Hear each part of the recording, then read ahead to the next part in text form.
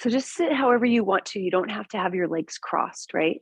You can sit with your legs in any position, right? So the more that you practice getting down and up from the floor and actually just sitting on the floor more regularly, that's a really good practice for your whole body mobility. Just sit on the floor every once in a while at home, okay?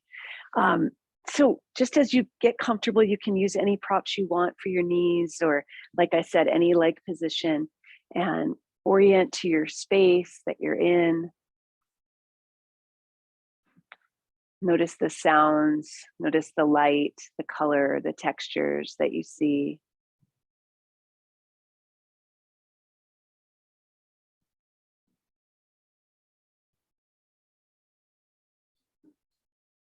No, I just hear barrels being dragged or something. Yeah, yeah.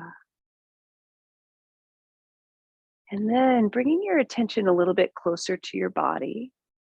So you can have your eyes open or closed, whatever works better for you. And noticing the contact points you're making with the floor or your props.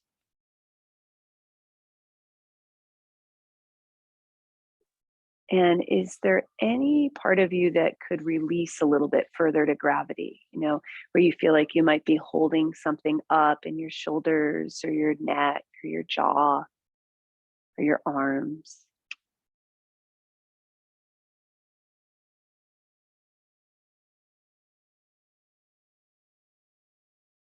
And it might feel good for some of you to put your back against a wall for extra support. So you can always do that. Or if you're at home, you can do that with your couch or a piece of furniture, right? And that can give support so you don't, if you're feeling really rounded, this puts a lot of pressure on your back to be rounded like this, right? So the back support can help. And then tuning in, we've been working with the koshas, right? The different layers of the self. And we worked with the physical body. So noticing, just getting a general sense for how you feel right now. And we've worked with the vitality body, right? So your breath, noticing it come in and go out, the pranamaya kosha. And also what your energy level is like today. And then last week we talked about accessing body wisdom. So that Vijnamaya kosha, it's like a deeper kind of intuition, but also listening to your body. And this week our focus is on the Manomaya kosha, which is the mental and emotional body. Of course, these are all related and you work on them at once in a yoga practice. It's not like we separate them out, but it can be interesting to just check in with that area. How are you feeling mentally today? What are your thoughts like today? Are there any emotions present?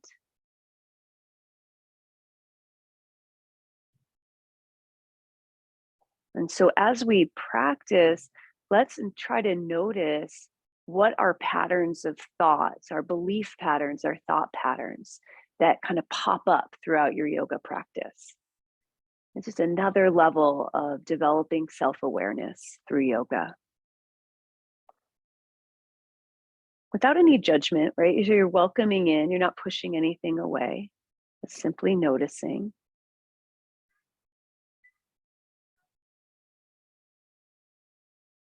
And then you might begin to breathe a little bit wider on your inhale, trying for a three-dimensional breath. And the more you get your shoulders over your hips, the easier it will be, or it's more of your rib cage over your pelvis. That makes it easier to get a full breath in. And then a long exhale. And again, and you can breathe out through your mouth if you'd like.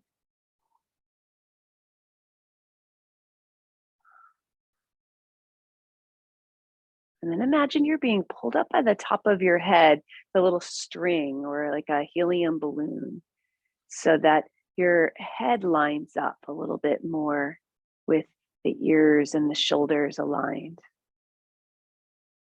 Good. Two more breaths there.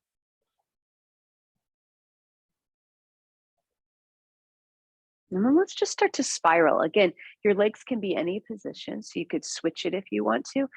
Or it's more like circling the torso around and around. And these can be big or these can be small. Notice how it feels, especially if about your low back and your hips. How does it feel as you do these movements here? And then can you reverse the direction?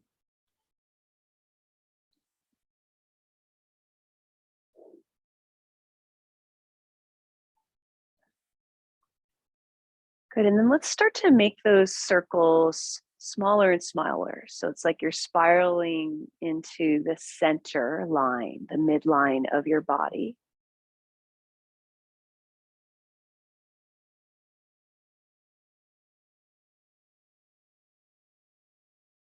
And then get really tall again. Good. Inhale and exhale. Now, if it feels okay on your shoulders, you could reach the arms up. So let's inhale, arms can stay down or come up. And as you exhale, I'm going to mirror you. Let's lean to your right, just placing the right hand down. Let the right shoulder relax as you stretch over. And then inhale back up to center and exhale to the left. Good. Let that bottom shoulder come away from your ear. That's it. And keep going, your own pace. Okay. Just side to side. Now, not using arms, it would just look like this, right? You would just be leaning side to side. And as you do this, notice where you get a stretch when you're side bending. Where do you feel it? And be gentle with it. Go as far or not as far as you want.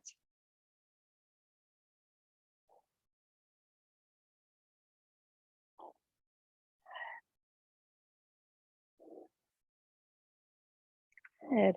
All right, then let's come to the center. And if your legs are bent in any way, let's take them out in front of you and just straighten them out for a moment. I'm going to shake out the legs. Good. Notice how they're feeling. And then let's bend the knees with the feet kind of wide.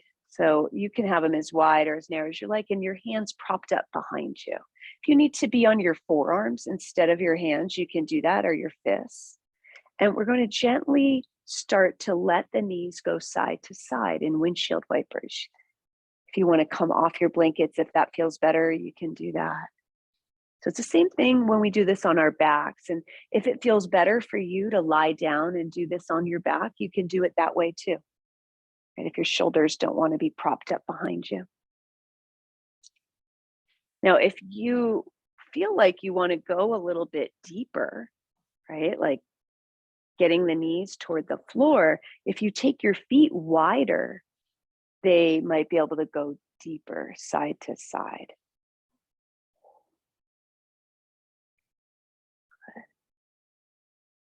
And then noticing where you're feeling this through your hips or your knees, your ankles, your low back. Keep breathing.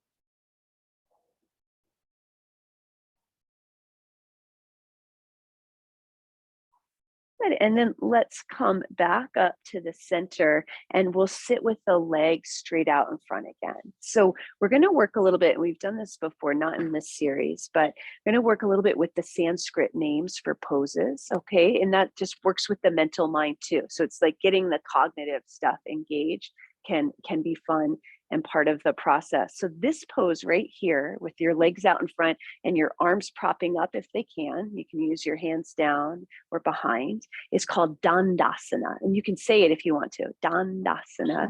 And this is staff pose. That's what that means. Dandasana, staff pose. Okay, good. Inhale here. And now exhale. Let's bring the soles of the feet together. And you can either have your hands behind you or they could hold the ankles, right? And you can always use a blanket for these too, okay? This one is called Baddha Konasana. Baddha Konasana, and it means bound angle pose. Okay, bound angle pose.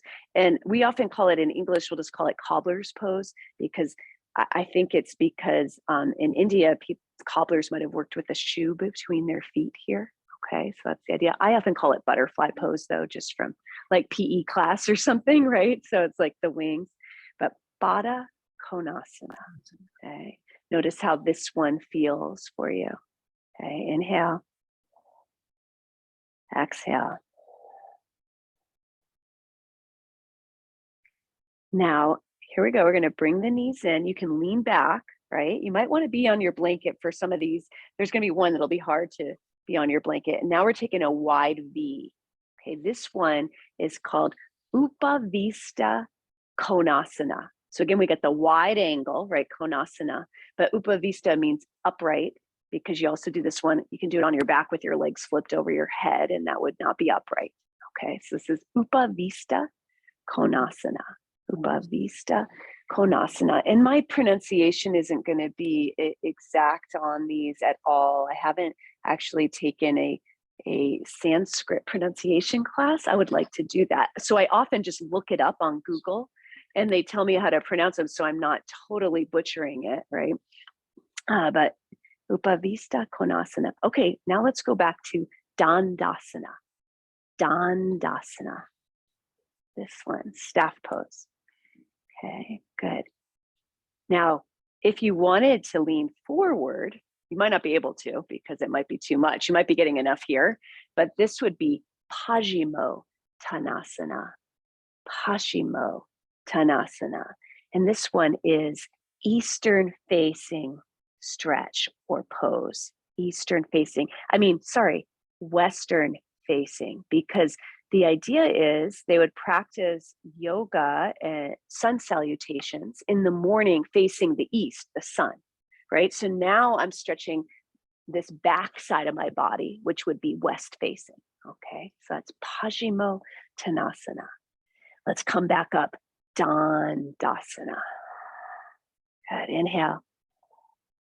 Exhale, Baddha Konasana.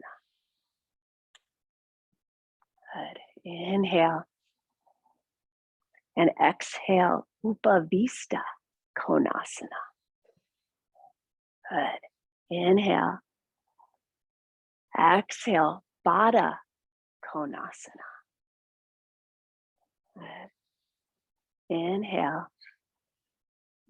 Exhale. We're going to try Navasana. So this is the one you'll want to be off the blanket. Navasana. Now, it's boat pose, okay? So the knees come up. You can put your hands behind you for support, or they could hold behind your knees. And we try to lift the feet up. Now, if your back is bothering you and lifting your feet seems like a bad idea, you could do one leg like this, or one at a time, right? You could do both like this and hold or have hands, or you could do no hands, okay? Inhaling, exhaling. Maybe. Inhale. Exhale. Let's put the feet down. Baddha Konasana. Good. Baddha Konasana. Inhale. Exhale. Dandasana. Or you can do Pajimo Tanasana if you want. Okay. Let's stay there for an extra breath. Take an inhale. And on your exhale, let's come up if you're folded and go Upavista Konasana. Upavista Konasana. Good. There will not be a quiz, so don't worry. Inhale. We're going to do a new one. Exhale, Sukhasana. Sukhasana means easy pose. Easy pose. It might not be easy. It's usually easy for little children, but it might not be easy for Westerners that are adults. Okay, so noticing how it feels. It might feel easy. Good. Inhale. Exhale. Navasana. Boat pose. Navasana. Okay, so any variation that I showed you, right? Any amount of support, one or two legs. If you did the other leg last time, do the other leg this time. Good. Inhale. Good. Exhale. Inhale. Baddha Konasana. Good. Inhale. Exhale. Upavista Konasana. Good. Inhale. Exhale. Sukhasana. See if you can do the opposite leg. You might not remember, but it will probably be the one that feels more awkward, like you wouldn't go there naturally. Put the other one in front. Good. And feel how that is. Inhale. Exhale. Inhale. Last time, exhale, Navasana. Boat pose. So remember, you can do any variation. Put hands down, do one leg, right? That'll still strengthen your hip flexors, or the other leg, or both. Good. Inhale.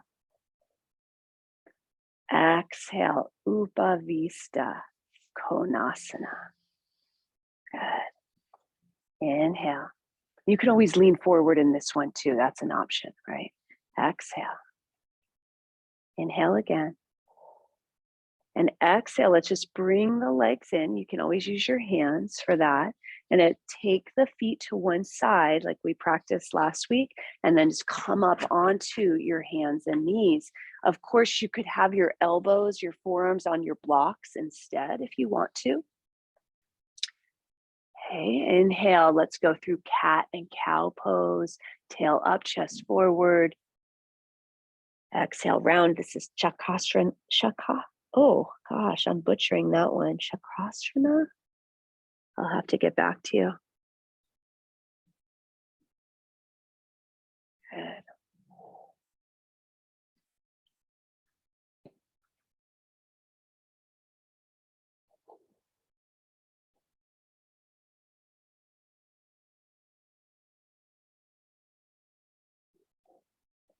Noticing how your spine feels in both of these positions.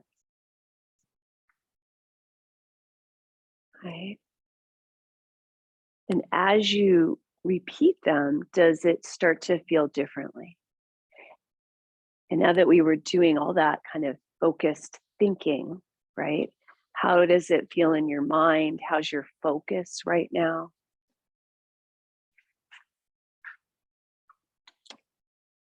Okay, now the next time that you pass through a neutral spine, so just like a neutral tabletop here, we're just going to look over to the right behind you. So let your hips move, let anything move, and just notice what your body wants to do to look behind you to the right.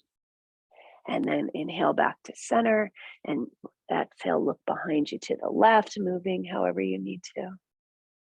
Inhale, center, and again.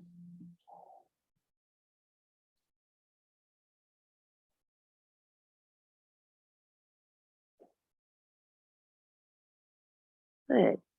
Now let's come back to the center and come down onto our forearms on the floor. And let's see, you can let your neck relax. You might need to see me for a moment, but I'll explain it.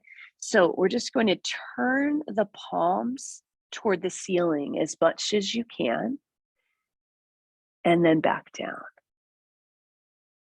Okay, just up, seeing how much you can get your thumbs toward the floor, and then back down. Now, if this bothers your shoulders, you guys with shoulder injuries, of course, you could just do this like this. You could do this without any weight on your shoulders, just seated upright. Or if you're doing it with a recording, you could even do it at a table, like seated at a table, turning the palms up and down. Okay, let your neck soften. Good. Good. Okay, now let's rise up onto our knees. You don't have to be on your knees. If your knees hurt, you could sit. You're just going to come upright.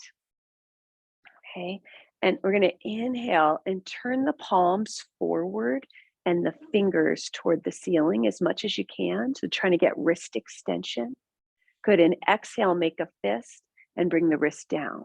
So you guys, if your knees hurt, you don't need to be on your knees. You can do this seated, right? So you can just be here, okay? Or however you want your legs. And try to relax through your shoulders. We're inhaling, trying to get some wrist extension. Good. And exhaling, wrist flexion and a little bit of a grip.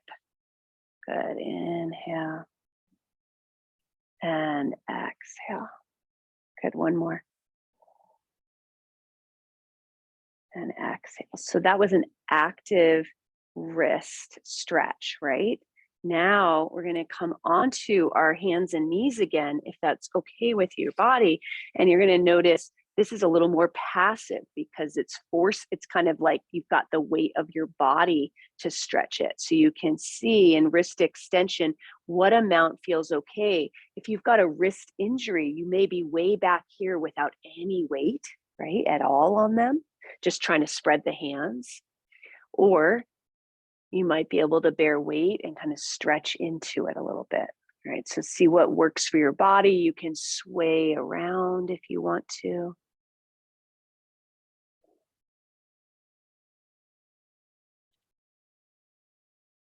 Good. Now, some of you, and you might need to take your weight back, you guys, if you're injured, okay? But if not, you can keep shoulders over wrists. We're going to try to take the right arm up and open to the side and look to the right, either the right wall or the ceiling. Don't force it if your shoulders are injured, and then come back down. And then inhale, opening up to the left any amount. And exhale down. Let's try it each time again. Just noticing and really taking care of yourself, right? And down. The palm, if you were going up, the palm would be facing away from you. No, yeah. No, you had it right, Linda. You guys, it's just faced the other way. Some people are facing it like this way or doing something funky. Just the opposite way, like where your eyes are looking. Yeah, that's it. Good. All right, you guys. Then coming down, let's come all the way down onto our bellies.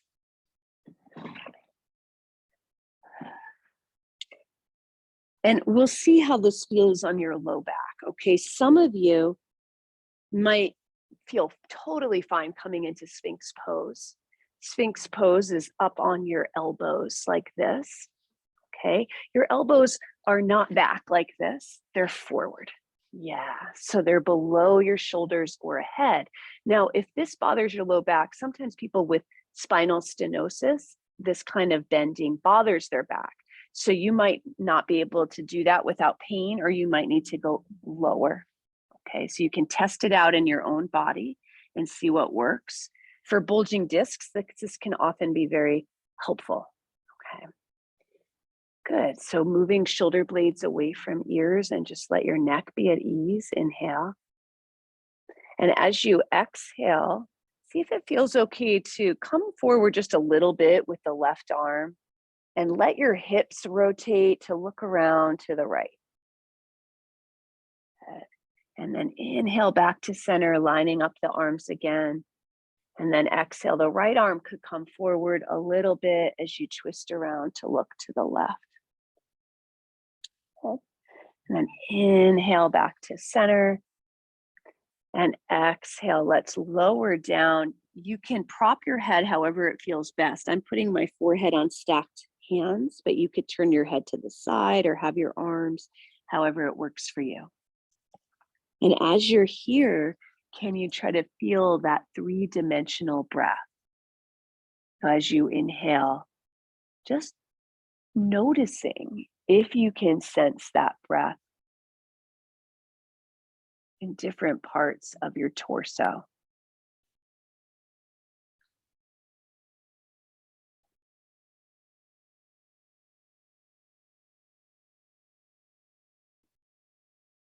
Good. And then let's try to come back to Sphinx pose, any variation.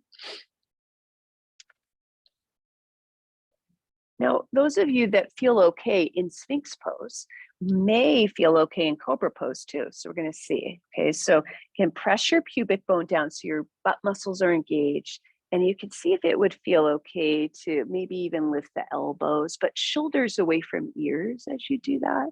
Might need to bend them a little bit. Good. And you can either come up and down from that. I would keep your glutes engaged as you do it, just to notice the difference. If you don't keep your glutes engaged, you're just going to get a little more compression in the low back. So you can kind of test that out. Good. And then let's lower back down. And again, prop your head however it works best for you. Noticing your breath against the floor. Now we're going to practice strengthening the legs and the glutes. Okay, we're going to try to keep the low back fully out of this so we learn to use these other muscles. The first thing is tighten your right leg muscles and glutes, or just the whole leg. So your knee will probably come off the floor as you do that, and then relax it. And then tighten your left leg muscles and relax. And now press your pubic bone down so you tighten your butt muscles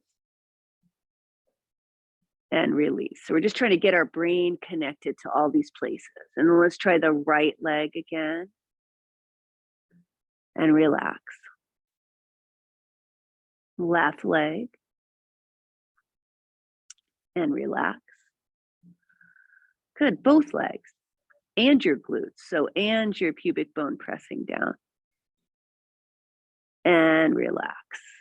Okay, now we're going to work just with the right leg. Tighten your right leg, press the pubic bone down, and then inhale. Can you lift that leg a little bit without using the low back? So just going up a tiny bit, and then exhale back down and rest. And then inhale, tighten the right leg. Exhale, lift and lower. Good. You just can breathe whenever you want here. Okay, so we're tightening the right leg, engaging the glutes, lifting it a little bit and lowering. Now, your leg is staying straight. Okay, so you're not trying to lift it high. You're just trying, it's almost like you're trying to touch the wall behind you with your foot. And if you can't lift it without going into your low back, then don't lift it. Just keep it down. Okay. Try to point the ankle, point the toe as you lift. If you're getting foot cramps, you can put your blanket below your ankles. Okay. Good. And now rest. Just kind of shake it out. And now let's try the left leg. So tighten the left leg, point the toe as you lift, tighten the glutes, lift and lower. And repeat. So your hip is staying down. It's just the leg, and it might not even come off the floor.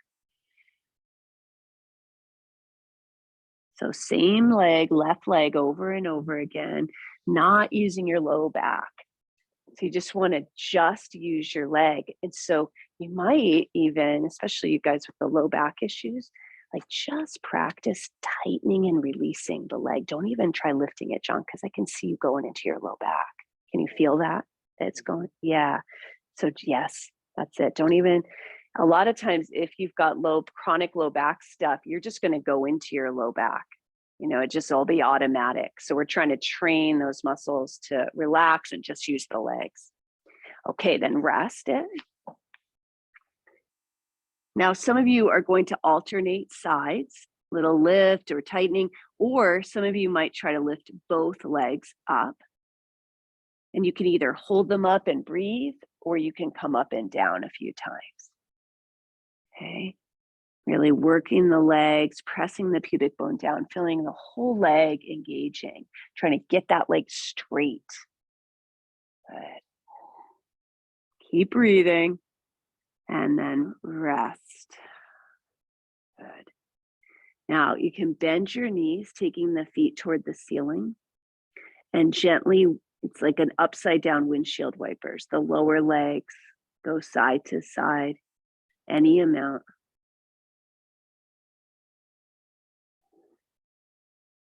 You can let the hips move. They don't have to stay down anymore.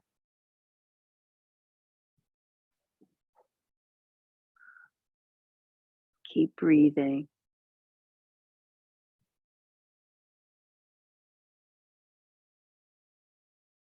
And now, some of you are going to stay with this, but you could try this. We're going to put our hands like you would do a push-up, but keep the legs like there. You have to tuck your chin so you don't smash your nose. And you can see, can your legs come down toward the right? And would you be able to press into your hands to sit up? And for some of you, this won't be a good idea. Okay. And then you come back down. Lower back down. Okay. Now, if this is bothering your shoulder, you don't come up. You're just going to stick with these. Okay. So, you guys with the shoulder injuries, pushing up might be too much. So you're just going to work here, or you can work even with Sphinx or any of the other poses. Okay. But if your shoulders are healthy and your hips and knees are healthy to do this, you can take your knees down to the left now, or your feet. And then you can try to keep going and push up. Look around and then lower back down. Okay, so your choice. Stick with what is right for your body, right? Really listening to your body, noticing the different thoughts and beliefs that show up in your practice, right? For example, you might be saying to yourself, this is easy. I look awesome doing this, right? Or you might be saying, this is awful. I can't do that. I'm never going to be able to do that, right? So just kind of thinking about noticing your own tendencies and the way you talk to yourself. Okay. Now, if you're one of the people pushing up, you can stay up, okay? And if you're down on the floor, let's do this. Let's come onto our forearms to come up, and then bring a knee forward, and then the other knee, and start to come up onto your hands. Now, of course, you can always use your chair to come up, but you can also try the bear get up if you'd like, coming onto your toes, walking the hands back. And then as you inhale, reaching arms up. Go ahead and exhale, arms out and down. Good, and we'll do that 2 more times, inhaling up